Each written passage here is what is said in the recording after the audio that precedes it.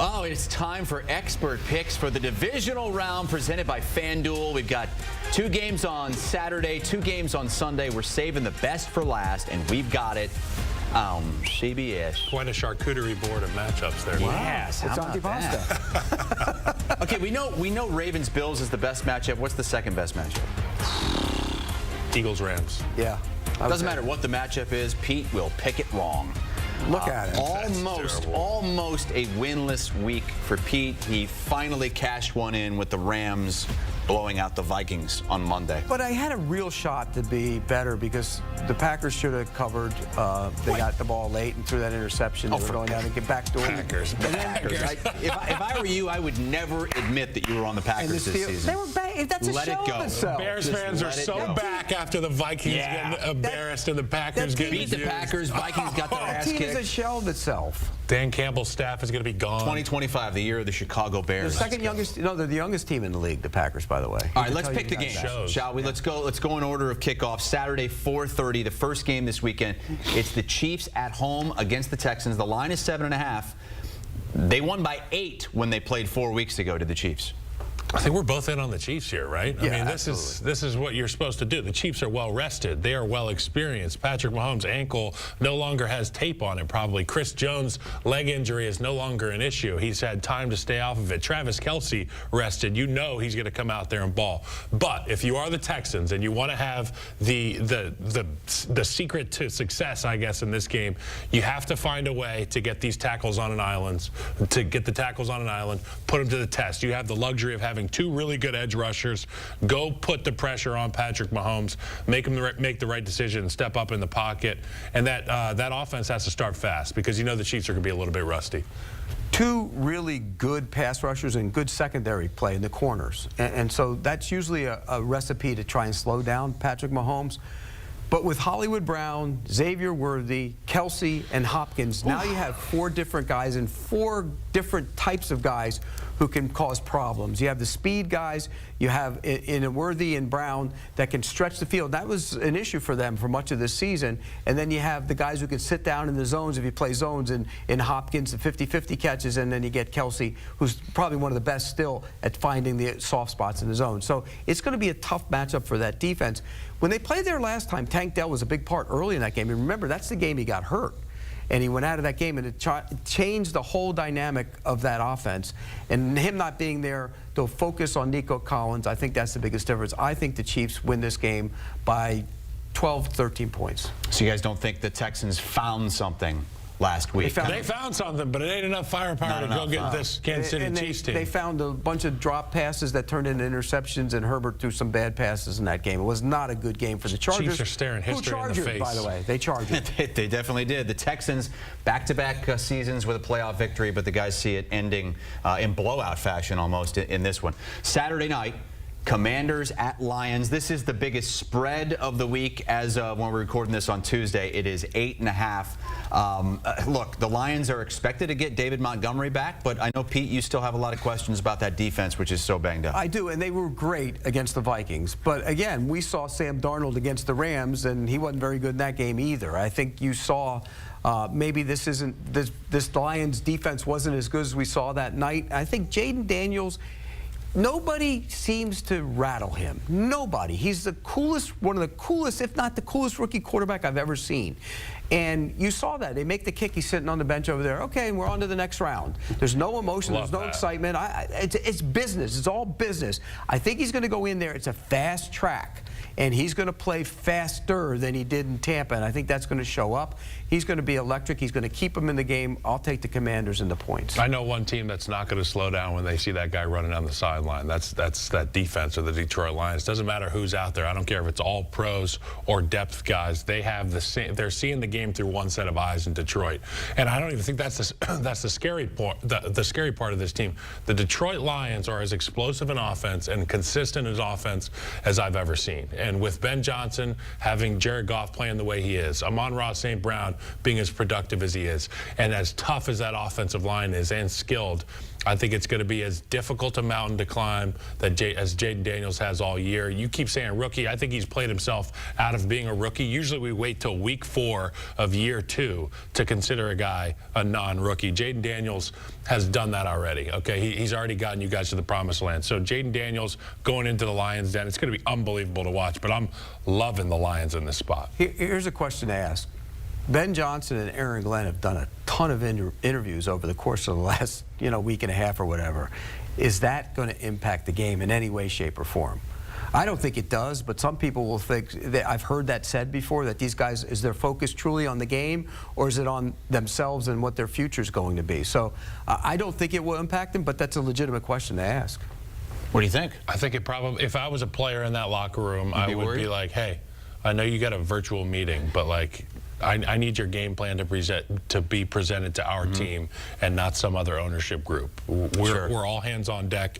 We got so close to being in the Super Bowl last year, and we blew it in Santa Clara. Let's get this thing right this year, all hands on deck. But this is where there is an I in team, because you're looking out for yourself, the reality is. Let's be real. Ben Johnson getting a job as a right job as a head coach is far more important to Ben Johnson than winning the Super Bowl. It is. I think it would be harder for Ben Johnson to win the Super Bowl than it would be for Ben Johnson to get a job with or without an interview. Yeah. I think his resume speaks for itself. And Aaron Glenn, same thing. What's more, if you really ask him and put him on a lie detector, what's more important, this team winning a Super Bowl or you getting a head coaching job? I guarantee if they said it was that team winning a Super Bowl, the thing would go nuts. Well, that's coming from a guy with an I in his last name, Prisco. Prisco. Yeah, I am. Pete, I'm surprised you're not talking about the total. It's 55.5. It's going to be loose. Which is the highest total for a playoff game in 6 years. We'll get to that coming up. Oh, okay. Great. Let's go to the Sunday games. Rams-Eagles is the first game on Sunday, mid-afternoon, 3 o'clock Eastern time. When these two teams met earlier this season, Saquon went crazy, set the franchise record with over 250 rushing yards. Different defense now. They've grown up a lot on that side of the ball. They have a ton of young players on the defensive side of the ball. We saw that against the Vikings. They just mauled the Vikings. I mean, they stopped everything they did. They got after the quarterback. They're not going to stop Saquon Barkley. I don't think they can stop him. He's too good. That offensive line is too good. They will run the ball again. But I think the Rams will stay around in this game. I think Stafford's experience in the postseason, Sean McVay being a guy who can scheme so many different things up, I think he's going to find a way to keep them in the game. They won't win it, but they're going to hang around. I'll take the points. The success that we saw from the Los Angeles Rams defensively against that Minnesota Vikings unit is in no way indicative of success against the Philadelphia Eagles, because you know where the bullies are in Philadelphia. They're up front, and that's the big question we've had on both sides of the ball for the Minnesota Vikings. I don't have those question marks for the Philadelphia Eagles. I love the Eagles in this spot. Place is going to be absolutely raucous. That stadium's unbelievable. With all the things we were talking about this past week, and this morning you and I talked about A.J. Brown and his reading curriculum. I really think the Eagles come out rolling. I don't care if they run it till the cows come home or if they let Jalen Hurts throw the ball all around the yard. I love the Eagles in this spot. But can Jalen Hurts throw the ball all around the yard? That's the question. I mean, at some point, the Eagles are going to have to throw the ball better than they've been throwing. He hasn't had to, though. He'll have way more time than Sam Darnold, I'll tell you that much. 3 straight games, they've allowed 13 or fewer points. That's the longest such stretch since that Super Bowl winning season about 7-8 years ago. Yeah, well, I mean, the defense is playing really good football. Don't get me wrong, but at some point you're going to have to throw the football better than they've thrown it, and it might be in this game. They have to. You have to throw the football. Everybody's going to stop the run, and you can stop the run. Look, as good as they run the ball, if you bring the 8th man down and can constantly have him there, and you have one-on-one opportunities, you got to take those. Can't stop him every time. Saquon will take it for 80. You bring 8 guys in the box. That means three guys on the perimeter. Or he'll go down. Late in the game. That's a selfless professional It really play is. there. They didn't need it, Pete. No, he made the right decision in that spot. I like it. All I commend it. Let's get to it. CBS, 6:30 Eastern time on Sunday. This is the one right here. It's Ravens, a slight favorite in Buffalo. They played early on this season, Pete. Ravens won by 25 points, and Derrick Henry went crazy in that game. I say this all the time. Inject this game right smack dab into my arm. Mainline every bit of it. One shot. Give it to me. I want every bit of it. Because this is everything I love in football. You got 2 MVP candidates. Both of them could make a case for why they should be the MVP. And you have the Buffalo story. You have the Baltimore story with Lamar Jackson trying to get past, being a failure in the playoffs. Same with Josh Allen trying to get to Mahomes. They all want to get to Mahomes and be Mahomes. Well, to be that guy, you have to beat this guy. And that's what this game is all about. Josh Allen, to me, looks like a guy on a mission. Lamar Jackson is a phenomenal player. Don't get me wrong. He's had a great season. I love watching him. And you know what you can tell from both these guys? They love playing the game. They live it and love it. And they're not sitting on the side. Look, ever see Lamar Jackson? He's sitting over there watching the game. You know, quarterbacks go sit on the sideline. He loves football. He watches it. He loves the game. I can't wait to see this.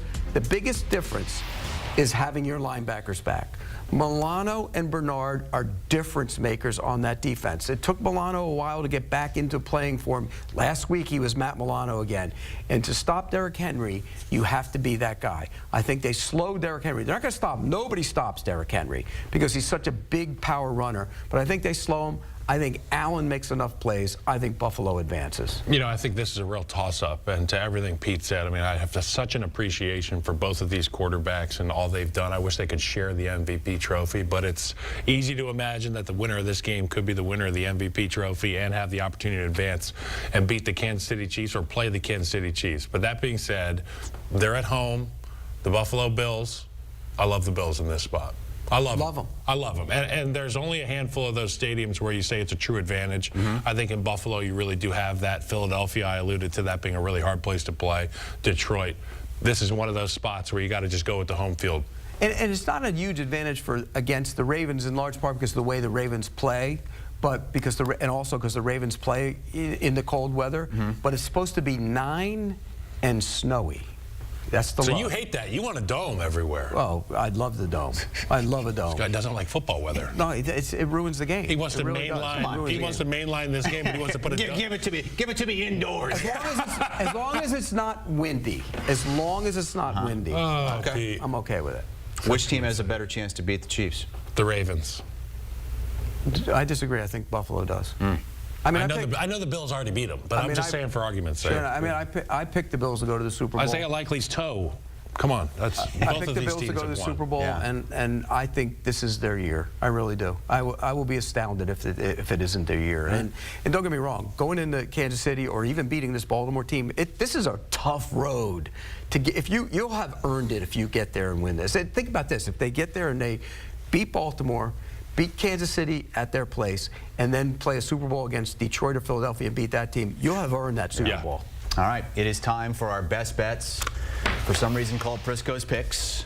Because they've been on fire. Presented you know by what it is? FanDuel. By the way, Yeah, there used to if be a guy that gave out picks way back in the day called Leonard's Losers, and he'd want you to go the opposite. That's what I want you guys to do with my picks. So I'm really 12-7. You're right there, tied with the producers at 7 and 12. Way to go, dude. Hey, we hit ours last week again, Kyle, on the Eagles last week. You're 14 and 5. I'm On one Eagles behind at wings. 13 But and Chris 6. picks one game, though. I mean, Well, so do you for best bets. No, but not just. We pick every game, and I stink at those too. You really What do. does Amanda want? Detroit money line?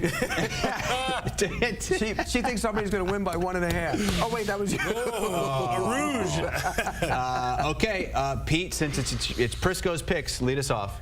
Well, I'm leading it off because I'm the worst one of all of us. That's why I'm leading us off.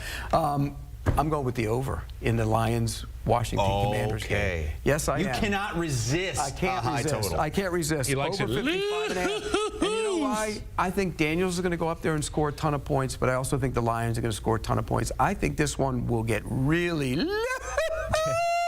We're going to get into the 60s. We're not going to. This is going to be in the mid-60s. Wow. You're going to see 30, 34, 31-ish, something It'll like be that. back and forth. It'll be back and forth. It'll be back and forth. And then Jaden Daniels will finally make that rookie mistake and throw an interception. I think it could go for 6. The Detroit Lions are going to win by 8.5. Lions minus 8.5. That's my best bet. You gave Jaden Daniels bad karma. I'm sorry. Oh, wow. Didn't intend to. Can we cut this and send this out?